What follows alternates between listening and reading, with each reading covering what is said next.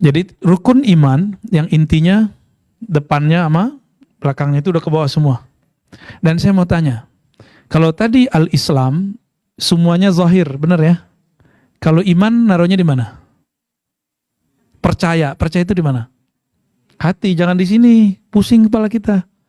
Jadi jangan beriman dengan akal, berimanlah dengan kolbu. Akalnya nurut, baru akalnya cerdas. Karena kolbu itulah yang akan merasakan sesuatu itu ringan. Karena di dalam surat Thaha ayat 2 Allah berfirman, "Ma anzalna 'alaikal Qur'ana litashqa."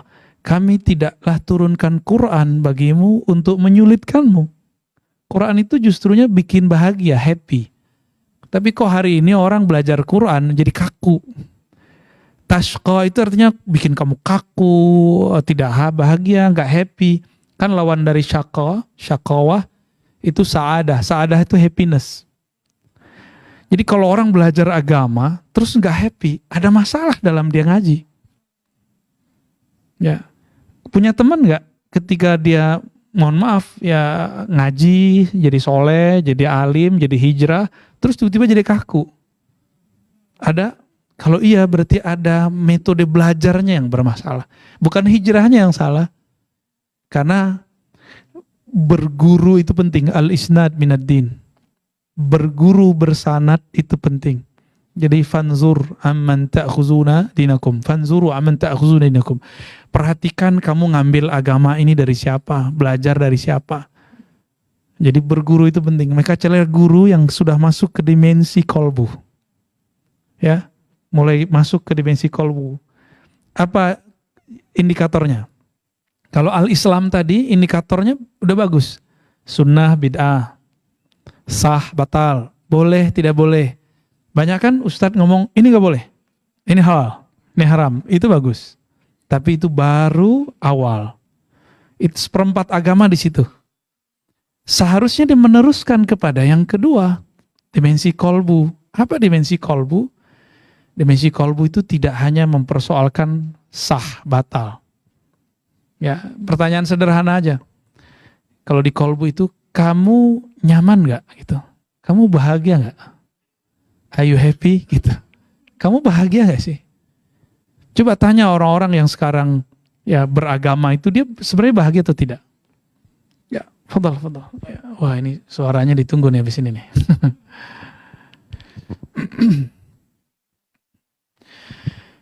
Berarti al-iman sudah masuk ke dimensi kolbu. Percaya, tapi belum cukup. Belum cukup itu. Jadi kalau orang beragamanya baru di kolbunya, belum cukup. Ada yang ketiga. Ada 2 lagi loh. Nggak banyak kok ini. Ini udah diringkes. Materi 12 SKS diringkes 1 malam. Ya.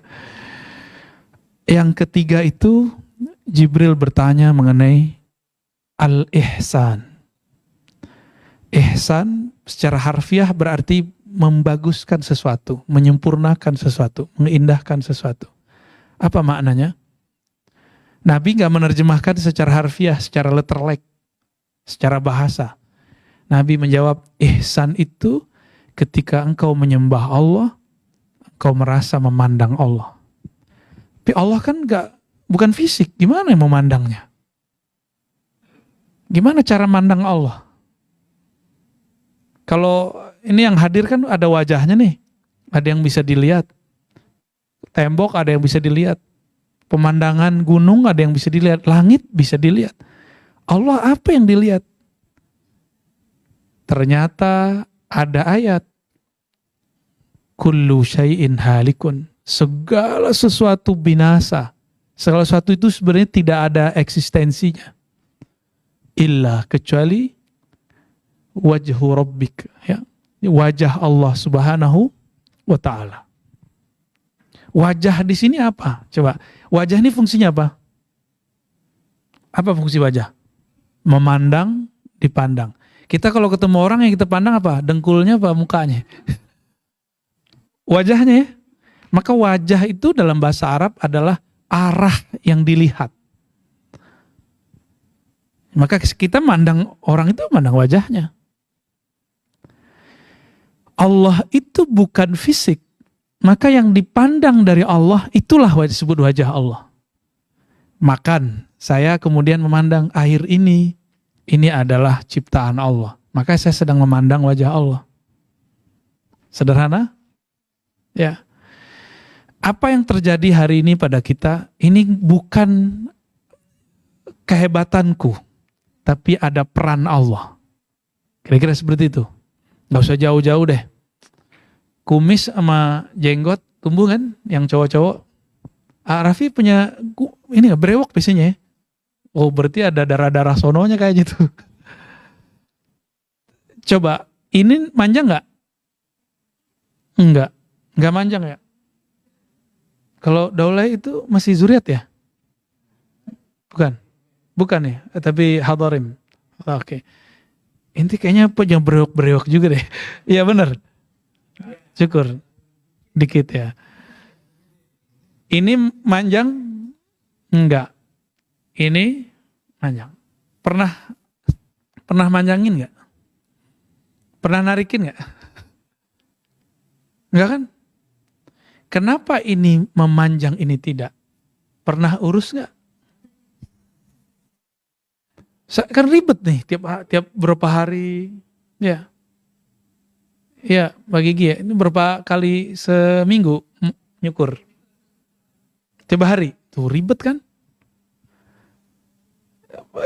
Coba kita ngomong, kamu kayak alis dong, jangan tumbuh-tumbuh lah. Nggak bisa, karena bukan kita yang ngurusin diri ini. Itulah makna alhamdulillahi rabbil alamin. Rabbi artinya yang mengatur tubuhku, yang mengatur badanku, yang mengatur alam semesta. Jadi jangankan alam yang sebesar ini, jangankan masalah popularitas, masalah rezeki, satu helai rambut pun kita nggak ada urusan. Itu semua Allah yang atur. Zahirnya aja antum yang share itu. Share, like. Itu zahirnya kita. Tapi sebenarnya yang bekerja adalah sistem rububiyahnya Allah. Disebut rububiyah. Jadi itu yang bekerja. Ya, ini yang bekerja sebenarnya. Kita datang. Kayaknya kita yang datang ya. Enggak, kita digerakkan Allah kok. Banyak kok yang diundang, ada banyak yang diundang, tapi yang datang itu gerakannya itu dari Allah Subhanahu wa taala. Kapan kita sadar kalau kita berpikirnya agak tenang? Jadi pergerakan alam itu memang terlalu cepat sekali, sehingga kita nggak melihat kapan dia menjadi sadar kalau ini ada peran lain. Kalau di kolbunya ada nama Allah. Jika di kolbu ada nama Allah, kolbunya tenang, baru dia bisa melihat yang nggak dilihat orang. Coba jawara-jawara, ahli-ahli kungfu, itu ketika mereka tarung, nggak ada yang seruduk gitu, nggak ada. Dia tenang sekali. Dia bisa melihat gerakan yang nggak kelihatan sama orang. Kenapa bisa? Karena dia sudah diajar tenang. Dan latihan, mesti ada latihan. Jawara aja pakai latihan, masa kolbu nggak dilatih? Ya. Ketenangan kolbu ini yang saran saya mulai dilatih. Teman-teman, apalagi mau ngapain lagi kita di dunia ini? Tetap kita lakukan apa yang kita bisa lakukan, tapi untuk dimensi rohani kita harus jaga. Al-ihsan itu kata Nabi, engkau beribadah seakan memandangnya. Apa yang dipandang? Rububiyahnya, itu bahasa Arab. Rububiyah itu artinya peran Allah pada satu biji atom pun tidak pernah lepas. Saya mau tanya lagi. Adakah di alam ini yang bergerak sendiri? Pasti izin Allah. Benar gak? Gak usah jauh-jauh lah. Ini bisa tumbuh sendiri gak? Matang sendiri gak mungkin. Maka Raffi bisa begini. Itu pasti Allah yang buat. Antum bisa gabung, ya, orang KPI kan. Ya. Itu semua Allah yang atur, nggak ada yang nggak diatur Allah. Cuma kadang kita ego, kita punya tabir di sini, penghijab, penghalang, sehingga kita tidak melihat peran Allah. Maka banyak orang seperti Korun ngomong. Jadi Nabi Musa punya murid namanya Korun. Korun ini dikasihlah amalan, dikasihlah tugas. Berhasil, menjadi orang yang tajir. Ketika murid-murid Nabi Musa yang lagi kere itu mau, ya murid-muridnya beliau kan miskin semua, dikejar-kejar sama Firaun. Minta tolong sedikit saja kepada si Korun. Korun mengatakan, ini harta saya, kalian kan gak ada urusan. Saya yang capek kok kalian yang dapat. Gitu ngomongnya. Saya yang capek kok kalian yang dapat. Nah ini gaya-gaya Korun. Jadi di dunia ini ada pewaris Nabi Musa, ada pewaris Korun. Nah, pilih yang mana? Ada pewaris Nabi Muhammad, ada pewaris Abu Jahal, Abu Lahab. Tinggal pilih aja. Kan semuanya kan alam berputar aja. Karakter manusia tuh begitu-gitu aja dari dulu. Makanya sekarang disebutlah harta Korun ini kan karena Allah murka, ditenggelamkan. Setiap kali orang dapat harta di dalam tanah disebut harta karun. Ya. Sebenarnya Korun. Korun itu nama yang sangat boleh disebut abadi juga tuh nama ya. Baik. Jadi ihsan itu beribadah seakan memandangnya. Kayaknya ini masih sulit. Yaudah kita turunin rate-nya. Maka Nabi turun rate-nya. Apa kata beliau? Jika engkau tidak merasa memandangnya, merasalah engkau sedang diliriknya, diawasinya. Ada CCTV? Ada. Kalau ada CCTV berani macam-macam nggak? Nggak berani. Nggak berani. Dulu kita ngurusin paspor sebelum ada CCTV. Ketusnya bukan main orangnya. Pas ada CCTV, saya udah telat 5 menit. Sini mas, saya bantuin. Nggak bayar malah. Nggak bayar tambahan maksudnya. CCTV itu belajar ihsan. Beribadah seakan diperhatikan Allah. Mungkin ini ilustrasinya masih jauh. Ilustrasi yang lebih mudah. Dulu pernah sekolah, ya kan? Terus diperhatiin sama guru killer. Gimana? Jadi ini gak salting apa? Grogi. Kalau dia lewat, kita pura-pura sibuk lagi. Bener ya? Kayaknya lagi baca buku, padahal bukunya kebalik. Itu kejadian. Kenapa? Karena kita merasa diperhatikan guru. Sebenarnya bukan guru itu yang membuat kita takut, tapi karakter yang ada di dalamnya. Dia killer. Ada lagi guru yang sangat asik. Dia kalau datang kita juga sungkan, segan sama dia, tapi sungkannya sungkan cinta. Rasanya rindu kepadanya. Jadi kalau gurunya nggak datang kita rindu, tapi kalau guru yang pertama tadi, kalau nggak datang alhamdulillah. Ada perasaan lega gitu. Nah, ini namanya ihsan level 2. Ihsan level 2 itu merasa dilirik Allah. Kalau istilah Arabnya muraqabah. Istilah Arabnya. Ini ada 2 jenis. Dilirik karena jamaliyah Allah. Jamaliyah itu keindahan, kelembutan. Ada yang dilirik oleh tadi killer itu apa? Apa yang membuat kita takut sama dia? Karena di dalam dirinya ada karakter tegas, menakutkan. Dalam bahasa Arab, ketegasan itu disebut jalal. Jalaliyah.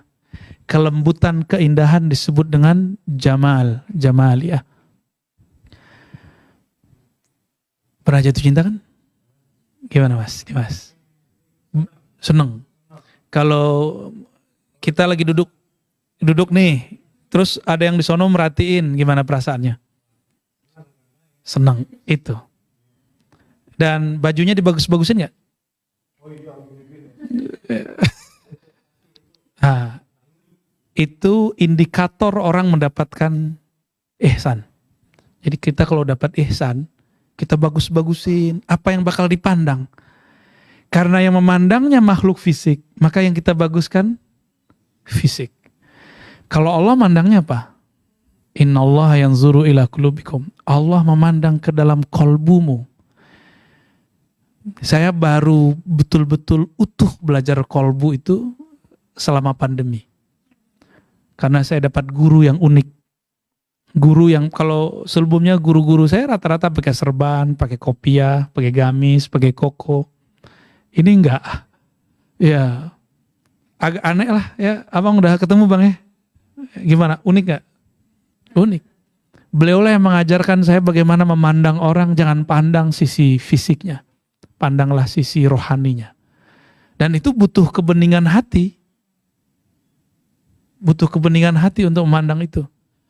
Semenjak saat itu udah gak pernah lagi terlintas hal-hal yang negatif terhadap orang-orang. Kecuali sesekali itu langsung saya tepis. Ya. Karena Allah mandangnya kolbu, wajah kolbu itu di make up dikit lah ya. Ya jangan cuma muka ini yang di make up. Ya. Di salon lah. Jangan hanya fisik yang di salon, tapi juga kolbu kita salon. Ya. Kalau kita mau ketemu orang, nyaman nggak kalau badannya bau? Ya, maka harumkan si kolbunya. Keharuman kolbu itu dari tutur kata yang baik, akhlak yang baik. Jadi orang-orang yang harum itu dalam ilmu rohani, itu yang kata-katanya lembut. Kata-katanya menyentuh, kata-katanya baik lah, kira-kira begitu. Ketemu nggak orang berpenampilan soleh, kalau ngomong kasar, ketemu nggak? Ketemu nggak orang bajunya biasa aja, bahkan gembel, tapi kalau ngomong tentang hati, itu langsung menusuk ke dalam jiwa kita. Ada, saya banyak ketemu. Maka semenjak saat ini saya berharap teman-teman, kalau sudah merawat yang lahir badan ini, ayo kita merawat yang batin ini juga. Ya. Saya belum sanggup, yang ini aja belum beres. Justru karena yang zahir itu nggak pernah bisa diberesin. Jadi jangan kemudian putus asa. Saya benerin amalan zahir dulu deh. Nggak bakal bisa. Saya nih misalnya istighfarin mata saya sekarang. 1 jam lagi saya maksiat lagi. Lidah nih kita benerin. Mungkin 5 menit lagi saya nyinggung orang lagi. Jadi jangan dari sini dibenerinnya dari dalam. Karena sumbernya di dalam. Bahasa Arab sumber itu sadar. Sadar, bahasa Arab dada ini disebut sadar. Ternyata dalam bahasa Indonesia disebut kesadaran. Jadi orang yang sadar dalam bahasa Melayu lama itu orang-orang yang sudah masuk ke dimensi kolbunya. Ya jadi gak usah terlalu berat juga mikirinnya. Justru ini sangat mudah. Karena kalau soleh secara fisik, ribet. Ya, saya aja ribet kalau soleh secara fisik. Yang mudah itu adalah kita kan sangat mengerti hati kita sendiri. Ya, mulailah berdialog dengan hati. Nabi SAW mengatakan istafti kolbak. Mulailah tanya batinmu. Kamu bahagia nggak dengan ini? Bukan senang ya, bahagia. Bahagia itu kenyamanan yang tidak ada batasnya. Ya, saya mau tanya malam ini happy nggak? Atau takut nggak ketemu saya? Takut dikata-katain nggak? Gimana? Ngaji begini nyaman nggak? Karena saya nanya kali ya. Ini namanya ihsan. Ihsan inilah yang disebut ilmu kerohanian. Inilah Islam yang sebenarnya di situ. Dulu ketika Rasulullah awal di Mekah dan awal masuk Madinah, ini yang beliau urus. Setelah kuat, baru Rasulullah mengajarkan syariat. Kalau sekarang kan syariat dulu yang mau dibenerin orang. Kabur kawan-kawan kita jadinya. Ya sampai ada kawan kita baru menikah cerai kan. Cuma karena masalah celana sama rok doang. Ya, ini kan menyedihkan. Menyedihkan sekali. Ya, tapi mau gimana lagi, kita nggak menyesalkan si suaminya, juga nggak menyesalkan istrinya. Mungkin itulah pengalaman mereka. Ya. Kita doakan aja mereka baik-baik ya. Karena kita juga belum tentu baik. Ya, jangan sibuk meneropong orang, kita lupa meneropong diri sendiri. Nah, teman-teman semua, kita tahu diri kita sebenarnya. Jadi saya mengerti bahwa saya nggak pantas dipuji. Teman-teman pasti juga mengerti dirinya sebenarnya. Di dalam diam, di dalam kesendirian kita ngapain? Kita tahu lah aib kita banyak, ya kan? Oleh karena itu, mulailah memperbaiki yang satu itu, ya, bagian dari kerohanian itu. Lalu kolbu itu gimana supaya bisa mencapai ihsan? Paling itu pertanyaannya. Supaya bisa Di dunia entertain itu ada mentornya nggak? Ada ya. Kalau teman-teman dulu di kampus tuh ada teater ya. Ada kan mentornya. Kalau kita nulis skripsi, ada nggak pembimbing skripsinya? Masa mau menulis nama Allah di kolbu nggak ada pembimbingnya? Ya, mau coba-coba sendiri pakai YouTube. Gila ntar. Jadi kenapa ada orang belajar agama jadi sedeng, jadi miring begini? Karena dia belajarnya lewat sosial media. Ini berbahaya. Ya, coba saya mau sehat, punya penyakit nih, mau sehat, cari obatnya lewat Google atau lewat YouTube. Ngapain juga ke dokter? Kan banyak dokter di YouTube. Kan sama tuh sama orang yang itu, ngapain ngaji mau Ustadz? Nah, ada YouTube kok, ada TV kok. Sama tuh kasusnya. Dan lihat nanti, dia mungkin gak gila secara psikologis, tapi dia gila secara pemahaman. Dia mulai nyerang orang, ini salah nih. Itu kegilaan menurut saya. Orang gila kan suka nyerang orang lain kan. Kegilaan itu yang paling bahaya. Dan itu sudah mulai kejadian di masa kita. Terutama pasca reformasi lah. Karena semua kelompok boleh ngajar. Semua kelompok boleh berekspresi. Muncullah fatwa aneh-aneh dari orang yang gak berhak berfatwa. Ya. Ini ihsan. Ini yang kita sebut dimensi rohani. Ini baru 3 ya. Islam, iman, ihsan. Sebelum pandemi saya kira cuma 3 ini yang diperlukan orang dalam beragama. Ternyata di hadisnya ada tambahan. Nabi ditanya, Matas sa'ah, kapan kiamat terjadi? Lalu Nabi menjawab, tidaklah yang ditanya lebih tahu daripada yang bertanya. Jadi Nabinya gak tahu. Masa sekarang orang ngomong akhir zaman sok tahu ya? Cocok loginya kenceng. Lalu beliau ditanya, akhbirni an amaratiha. Apa ciri-cirinya? Ciri-ciri akhir zaman. Ternyata ciri-ciri yang disebutkan di hadis itu udah terjadi semua. Sekarang sisa yang gede-gedenya. Sisa Dajjalnya keluar, Al-Mahdinya keluar. Apakah ini hakiki? Ini real, hakikatnya hadisnya sahih. Nah, maka ke depan itu 1/4 ilmu agama yang paling penting, nomor terakhir adalah ma'rifatu akhir zaman. Mengenal tentang akhir zaman. Dan dalam ilmu akhir zaman ini juga banyak aliran-alirannya. Hati-hati ya. Jangan sampai belajar tentang akhir zaman malah bikin gelisah. Berarti belajarnya tidak dengan ihsan. Belajarnya pakai nafsu. Akhirnya cocok logi lagi. Ukraina sama Rusia perang, ntar dikaitin dengan apa? Ya. Saudi ngapain, dikaitin dengan apa? Nah, ini udah banyak kejadian, cocok logi. Nah, kita nggak usah cocok logi karena ilmu akhir zaman sudah disebutkan Nabi, tinggal kita susun bagaimana cara memahaminya. Ya. Jadi kalau disimpulkan teman-teman, Jibril pulang, lalu Nabi bertanya ke Umar, ini kesimpulannya di kalam ini. Hei Umar, tahukah kamu siapa yang bertanya? Umar sudah nebak tapi nggak berani menyampaikan. Lalu mengatakan hanya Allah dan Rasul yang tahu. Nabi kemudian mengatakan itu Jibril datang untuk mengajari kamu tentang agama kamu. Maka agama yang diajarkan Jibril ada 4 persoalan. Al-Islam. Al-Islam ini kemudian disebut ilmu fikih, ilmu hukum Islam. Itu 1/4. Jangan semua belajar al-Islam, nanti jadi kaku, jadi keras. Ya, kenapa banyak teman-teman kita sekarang menjadi kaku dan keras? Karena dia dominan belajar 1/4 ilmu ini. Nama ilmunya ilmu fikih, ya. Atau kajian-kajian sunnah, kajian-kajian tafsir, kajian-kajian yang sejenis inilah. Ya, banyak ya kajian itu sekarang.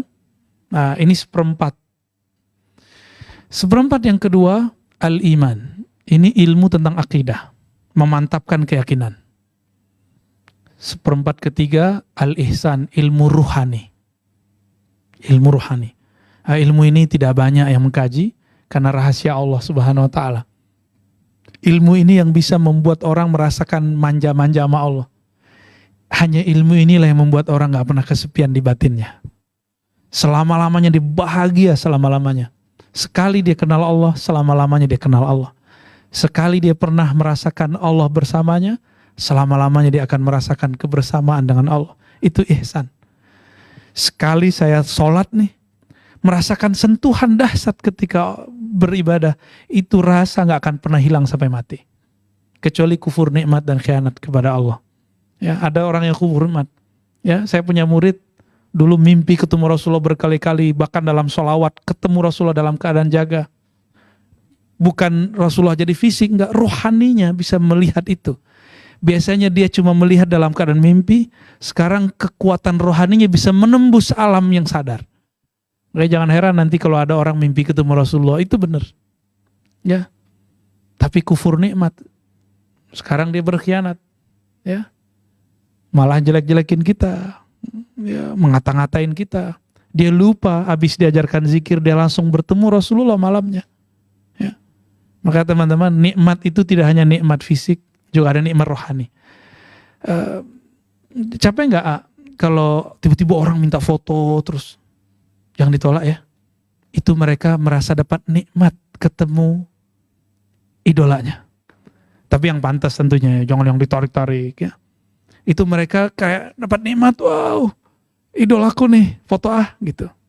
Biarkan dia menikmati. Jadi ternyata berbuat baik kepada fansnya itu nggak mesti kasih duit, kasih foto aja beres. Ya, ini contoh ya, contoh. Itu yang ketiga.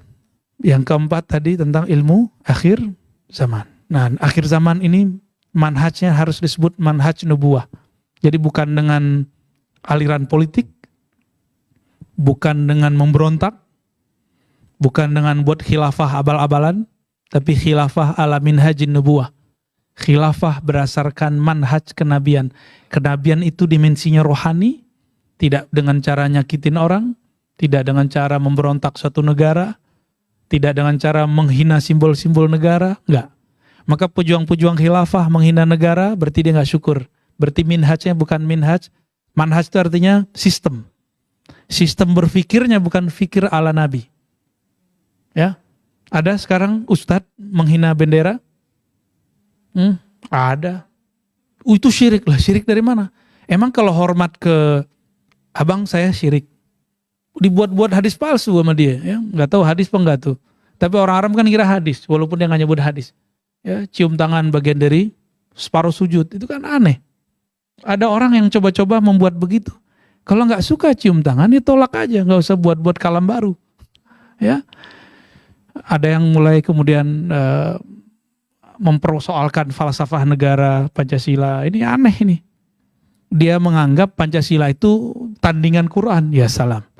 Pancasila itu nggak level dandingin Quran. Quran itu terlalu tinggi untuk ditandingi. Maka Pancasila bukanlah tandingan Al-Quran.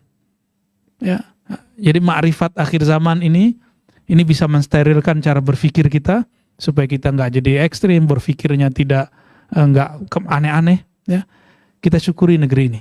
Jadi orang yang mengerti tentang akhir zaman dia akan mensyukuri negeri kita yang besar. Saya ngomong berkali-kali di luar teman-teman. Coba lihat peta Eropa dengan peta Indonesia. Sama nggak luasnya? Taruh aja. Ukurannya sama, bedanya kita terpisah pulau. Itu aja bedanya. Eropa ada 30-an negara. Ya, Uni Eropa kemarin 26 atau 27 gitu ya. Yang Euro itu. Yang kemudian Indonesia ada 30-an provinsi. Sekarang berapa pecahannya? Saya udah gak tahu lagi tuh. 34. Wah, lolos nih IPS-nya ya. Ngajarin anak di rumah ya. Indonesia sebesar itu satu negara, bayangin coba. Jiran kita aja federasi, negara-negara bagian. Ya tetap oke sih, bagus. Tapi Indonesia negara kesatuan. Ini kalau bukan wali-wali Allah yang bangun negara ini, siapa lagi? Jadi ini hadiah dari kekasih-kekasih Allah. Dulu yang bangun negara ini kan Hadratus Syekh Hasyim Asy'ari punya anak namanya Wahid Hasyim, itu berjuang bersama Soekarno, Hatta. Ya. Mereka berjuang, masih banyak yang berjuang dengan segala macam aliran politiknya. Jadilah negara ini satu. Nggak mau disyukuri. Mereka lupa kali yang sekarang mau berontak-berontak itu ya, bahwa negara ini dulu pernah menjadi negara serikat. Kalau mengerti ilmu akhir zaman teman-teman, ayo kita syukuri negeri ini. Masalah nanti aja ya. Ya. Nah, ini teman-teman yang bisa kita petakan. Jadi kalau belajar agama 4 ini. Jadi kalau buat pengajian jangan sekali sebulan, sekali seminggu. 4. Fikih, belajar hukum fikih, belajar akidah, belajar tentang kolbu rohani, lalu akhir zaman dengan cara yang tepat. Itu kalau mau ngaji. Insya Allah walaupun gak bisa baca kitab, gak bisa baca Arab gundul, gak apa-apa. Yang penting yang ngajarnya bisa. Semoga nanti bantu teman-teman untuk difasilitasi ngaji. Ya. Gimana Mbak? Sepakat? Alhamdulillahirabbil alamin. Karena rohani kita pasti haus. Kalau nggak dikasih gizinya, dia akan salah gizi. Kalau udah salah gizi, wah nggak nyapa lagi sama kita ntar. Udah ada yang nggak disapa belum? Sama temannya sekarang? Dimusuhin? Udah ada ya? Dulu temenan, nongkrong bareng. Sekarang dia nyerang kita, ada nggak? Oh saya punya teman udah banyak yang begitu. Bahkan sesama ustadz juga ada. Dulu nongkrong bareng kita. Cuma karena beda paham dikit diserang kita. Ya. Padahal kalau beda aja nggak apa-apa kan.